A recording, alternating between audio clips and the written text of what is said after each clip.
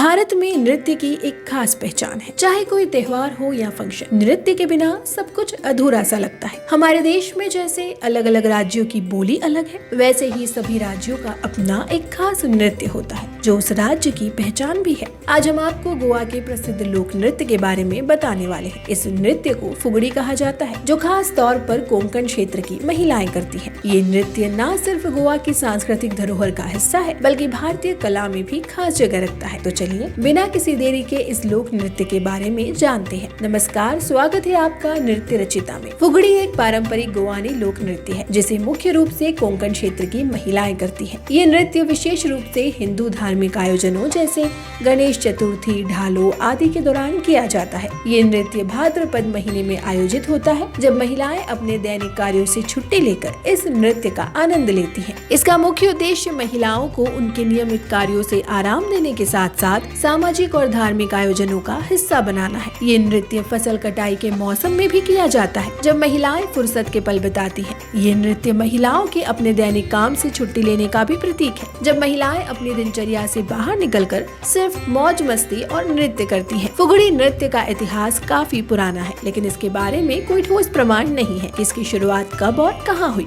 लेकिन ये माना जाता है कि जब महिलाएं पानी लाने के लिए लंबी दूरी तय करती थी, तो वे अपने मनोरंजन के लिए कुछ ना कुछ करती थी, और यहीं से शुरू हुआ ये नृत्य। इस नृत्य के साथ एक मान्यता भी जुड़ी हुई है। गाँव में बुजुर्ग महिलाएं कहती हैं कि घड़ा कभी खाली न रखें। इसके पीछे कहानी ये है कि देवी लक्ष्मी अपने दैनिक कामों को खत्म करने के बाद हर घर में आती है और घड़े से पानी पीती है। अगर घड़ा खाली होगा तो देवी अपनी प्यास नहीं बुझा पाएंगी। इस नृत्य में मुख्य रूप से एक उपकरण के रूप में कलशी यानी कि पानी का घड़ा इस्तेमाल किया जाता है। ये घड़ा महिलाओं के जीवन का अभिन्न हिस्सा है, क्योंकि वे इसे हर दिन पानी लाने, खाना बनाने, सफाई करने और पौधों को पानी देने के लिए इस्तेमाल करती हैं। नृत्य की शुरुआत महिलाएं तुलसी के पौधे के पास दिया जलाकर करती हैं और फिर देवताओं से आशीर्वाद प्राप्त करने के लिए नृत्य शुरू करती हैं।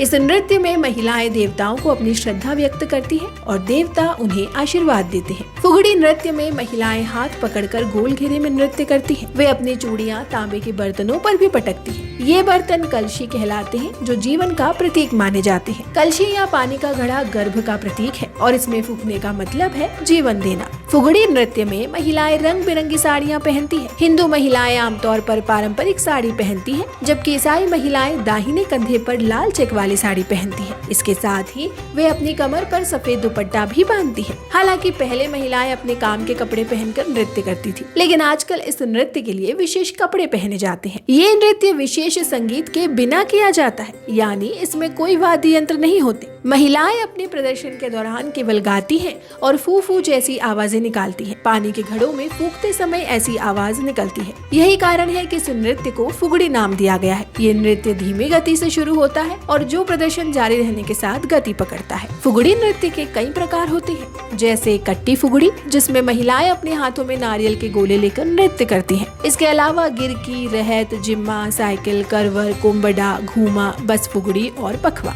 इन प्रकारों में से कुछ खास हैं, जिनमें महिलाएं एक घेरा बनाकर नृत्य करती हैं। तो दोस्तों, ये नृत्य शैली कुछ प्राचीन गोवा रीति रिवाजों से विकसित हुई है। इसके अलावा ये नृत्य मुख्य रूप से हिंदू महीने भाद्रपद के दौरान किया जाता है, जब महिलाएं आमतौर पर बोरियत से बचने के लिए अपने नियमित कर्तव्यों से छुट्टी लेती हैं। इसके अलावा ये धार्मिक और सामाजिक समारोह में भी किया जाता है। आशा है आपको ये जानकारी पसंद आई होगी। अगर आपको ये वीडियो पसंद आया हो तो इसे लाइक करें, शेयर करें और हमारे चैनल को सब्सक्राइब करना ना भूलें। धन्यवाद।